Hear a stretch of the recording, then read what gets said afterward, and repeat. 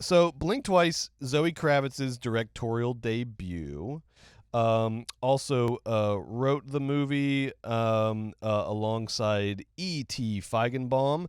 And it's starring Naomi Ackie, her boyfriend Channing Tatum. We got Christian Slater, Simon Rex coming off of Sean Baker's Red Rocket. We got the great Adria Arjona having a big year. She was also fantastic in Hitman. We got Kyle MacLachlan. We got Haley Joel Osment. We got Gina frickin' Davis in this thing. We got Aaliyah Shaw. How do I say it? Shawcott. I'm not Yeah. sure. From Arrested Development and Search Party and tons of other things. She's great. Incredible cast, really. And then all that $7 million domestic opening weekend. Come on, people. That's not good. Like, as movie lovers, that's bad. I won't go off on a tangent, but anyway, all right. Now, Blink Twice. I'm gonna give my review. Joe, you're gonna give your review, and we'll see where we stand after that. Yeah. I think Blink Twice is a fascinating movie that is definitely worth your time. It should be making more money at the box office. Go see it if you haven't seen it yet. Zoe Kravitz, nepo baby, yes. Cinephile, yes. Zoe Kravitz said recently that her and Channing Tatum watch 3 to 4 movies a day. They also my heroes. They also just did one of the better Criterion closets in recent memory. Maybe the best Criterion closet I've ever seen. They were so fun in there. They seemed like authentic film lovers. They really it was all very endearing and real and personal. I loved it. Channing Tatum called Harlan County, USA super punk rock, which I loved. They talked about loving Cassavetes. Apparently the Kravitz's household quotes Paris is burning at like Thanksgiving dinner, which Channing Tatum was talking about.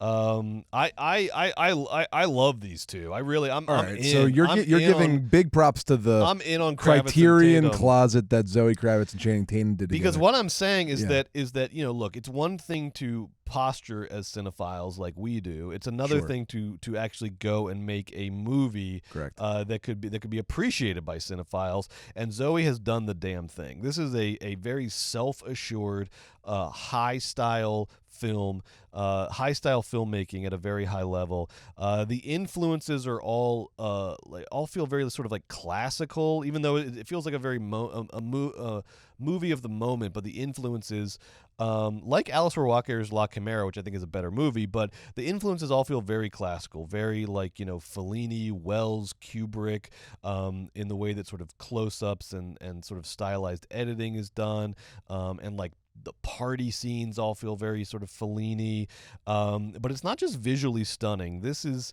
this is a movie with some very interesting themes that it's working with. But I think it's more fascinating. Everyone's going to want to talk about the themes, which are sort of Me Too adjacent, Epstein Island adjacent, powerful men using their power, to sexually harass. Those themes are all in there, and we'll talk about that. But I think this movie does some really fascinating things at the level of genre and story around those themes that needs to be recognized. Because I'm not going to lie, I thought this movie was going to be way more heavy-handed than it is, just being Zoe Kravitz's first movie, being a highly stylized movie. I thought I was in store for something that was like, a little heavy-handed, a little precious, but it really wasn't. It solved that problem by going in two different directions at once. On the one hand, she's not like precious about the themes of the movie. There's a character that just sort of shouts out the themes of Me Too in this like very quick sort of like frantic, desperate monologue, and it all kind of works. It worked really well for me. Like the themes she just shouts out the themes really quickly, and they're there, and then they're present in the movie.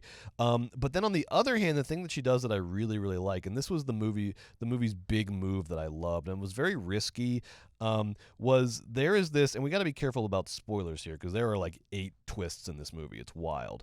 But there is this stunning tonal shift halfway through the movie that I fucking loved, and it changed my whole perspective on the movie and what it was about. Because at first they, some like, party kids, aimless in their 20s, like just sort of sneak into this like big party that this like tech, he looks like Jack Dorsey. He's supposed to be Jeffrey Epstein, I think, but this essentially this sort of like Silicon Valley tech billionaire invites these two people who are outsiders to this world. He invites them to his island for like a weekend of like, what he sort of presents as like, cool Zen self-healing, and then it's just like drugs and fucking like, craziness. So they start to play, and then as the movie goes on, like the island gets creepier and the intentions of the guys become creepier, and then there's some big reveals later on. At first they play the growing creepiness of the island as horror, which is fun and like atmospheric. But then there's this point near the middle of the movie where two characters, they start to catch on to what's going on the island. There's something off here. And then this tone develops where these two characters are almost like, it's almost like buddy cop or something. These two characters like team up and they become these like amateur detectives, and there's like a screwball sort of tone to like the way it actually reminded me of like partners in a Western. Yes, exactly. By the end, yeah. That's it. They like team up in this way and that's where I saw her like her sort of like cinephile come in. I was like, that's a move by someone who is. Well. It's almost like a Tarantino. It's like she likes El Dorado. No, yes, because she likes Sergio Leone or something. That's like a move by someone who has watched thousands of movies, right? Yeah, that's what it felt like. Is like, and it's such a smart, savvy, not first time director move. Because I think the worry is or the anxiety is when you're dealing with themes that are this sort of dark and real and in the news, that you have to be like very precious and sort of sacrosanct about them. But she's like, I'm making a movie. These are the themes of the movie, but I'm making a movie. And so this is a very like movie move halfway through, is to have these two characters become this sort of like screwball Western buddy cop duo that's going to like uncover all the secrets of the island and get out of there safely, And that tonal shift is such a fun engine for the rest of the movie, and it creates this thing where the movie is getting like more fun and funny as it gets darker, and those two things happening together create like a really incredible last 30-40 minutes of the movie. I loved the energy. It also like it does like it's a risk, and there are a couple moments where like that dynamic doesn't quite pay off, but I liked that too. Because that just proves how risky the decision was. It's such a like high wire act she's walking for the second half of the movie, and so of course occasionally it doesn't work, but I love that. I love the risk of it. I love the move overall. I love the commitment to like regardless of what your themes are, you are always making a movie, and like I love the commitment to like a cinematic plot device, a cinematic narrative device in the midst of these pretty intense themes. And I think, you're calling it a Western. I actually felt like, and this isn't a perfect comparison, but the best comparison I could come up to is like, I was like, oh, I think Zoe's making like an exploitation movie, or almost a movie like in the vein of the exploitation movies, because for a movie that deals with like rape and sexual assault, it does it way more like the exploitation movies of the 70s and 80s than it does like, something like, I don't know, She Said or one of these like very sort of serious award season kind of movies that deal with rape and sexual assault, because you have this like you have this like duo, this like wild duo of like detective cowboys on this island who are trying to get to the bottom of the whole thing and go about in this sort of fun, sort of rollicking slapstick way, and so it feels almost like the way the exploitation movies would deal with sort of like rape and revenge, more so than like the way that award season movies deal with themes like rape and revenge and things like that. It's more revenge movie than Oscar bait. That's it. And when I realized that, I was like, oh hell yeah, that's such a smart move.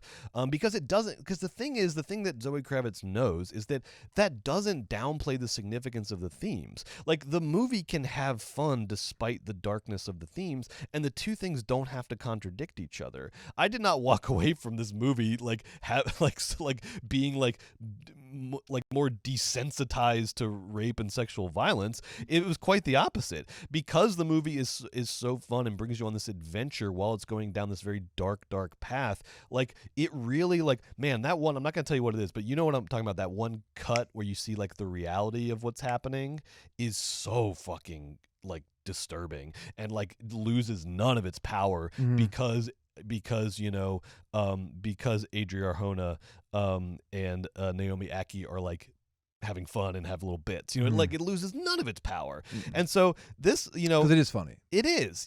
There's some really funny moments as it gets darker. So like, totally. I just was totally impressed by this like wild, risky, high wire act that Zoe Kravitz chose for her first movie, and all of the like clear sort of like interesting cinematic influences, but also making something that's new. I also shout out Channing Tatum, who we haven't really talked about enough. He is I thought great in this. Really scary and charismatic, and I love it, baby. Lean into your villain era. I'm down for it. Brett, I like the movie a lot as well. I really liked the acting. I thought it was really well cast. I thought all of the supporting actors really added to the vibes and really did a great job. Like Haley Joel Osment and Christian Slater were cracking me up. Adria Arjona was great in it. The other two women that weren't the main ladies, like, they were funny in the right parts, scary in the right parts. Like, it was just really well cast, and it was fun to watch. I also, appreciated the intensity of the themes getting, it gave the Epstein themes the Get Out treatment. Yes. But I think of all derivative Get Outs that we've had over the years, all the, rivers and tributaries of Get Out, everything from, Ilana Glazer's abortion Get Out, or The Menu, or Don't Worry Darling. This was my favorite. That's a great point. This was my favorite. That's a great point. This is my favorite of that genre. Of like politically activated horror thriller comedy kind of genre. This was definitely my favorite because it had that nice buoyant sense of humor. It was a zippy dialogue. The actors were having fun. I thought Naomi Ackie was really good. I thought Channing Tatum was good. I thought the cinematography was lacking. For such a cinephile, I didn't see anything remotely slapping of any of these words. Kubrick, Wells, or Fellini. I saw a lot of soft focus. I saw great editing, Brett. I saw excellent editing because it zipped right along, and I loved the moments that you talked about. I thought that it did the realizations and the time mixing well. But as far as the camera work went, I didn't see. All I saw was, nothing special. Ooh. So sorry. It's her first movie. I'm not. She is I see a good direction. Like, the movie really works as a movie. I'm just saying that I would never like bore into the cinematography of this film and sort of highlight it. What I would say is this is somebody that isn't really. It's totally fine to like not get bogged down in the cinematography, which can totally happen. And then you're Osgood Perkinsing it. There's something nice about shooting the movie and using all the great actors you have, and just shooting the good script that you have. But I don't think it was. I think it was really good. I don't know if it entered great for me, but I definitely had fun. I thought that it was a smidgy heavy-handed in certain parts, but like Brett said, it always was self-aware and kind of pulled itself back. Overall, if you liked The Menu, you liked Get Out, this is a very good one of those, and it's also funny as well. Great.